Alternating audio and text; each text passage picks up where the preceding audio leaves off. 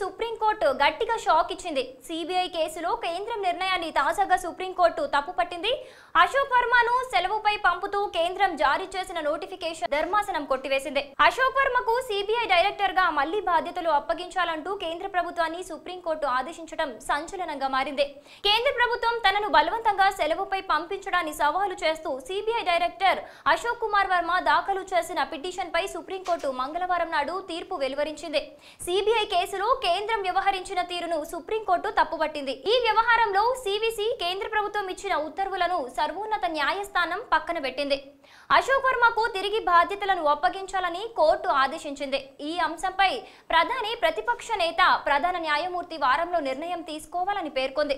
ఈ సమయంలో అశోక్ వర్మ విధానపరమైన ప్రధాన నిర్ణయాలు తీసుకోవద్దని సూచించింది. అయితే ఇటీవల కొంతకాలంగా కోర్టులు సిబిఐ, ఈడీ, ఆర్టీఐ, సివిసి ఇలా అన్ని వ్యవస్థల్లో కేంద్రం జోక్యం ఎక్కువైంది.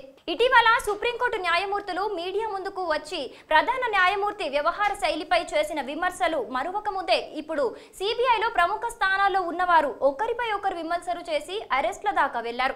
దేశంలోనే అవినీతి వ్యవహారాలను దర్యాప్తు చేసే అత్యున్నత సంస్థ సిబిఐ అవినీతిలో ఆరోపణల్లో చిక్కుకోవటం, సిబిఐలో మొదటి 2 స్థానాల్లో ఉన్న అధికారులు ఇద్దరు ఒకరిపై ఒకరు అవినీతి ఆరోపణలకు దిగడంతో కేసులు నమోదు వరకు పరిస్థితి వెళ్ళింది.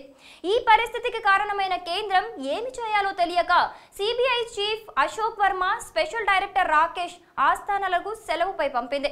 అయితే తాజా తీర్పుతో అశోక్ వర్మ మళ్లీ బాధ్యతలు చేపట్టనున్నారు. ఇలాంటి పొలిటికల్ అప్డేట్స్ తెలుసుకోవాలంటే వెంటనే మా టీఎఫ్సీ న్యూస్ ఛానల్ను సబ్స్క్రైబ్ చేసుకోండి. ఈ వీడియో మీకు నచ్చినట్లయితే లైక్ చేయండి, షేర్ చేయండి, మీ అభిప్రాయాన్ని కమెంట్ చేయండి.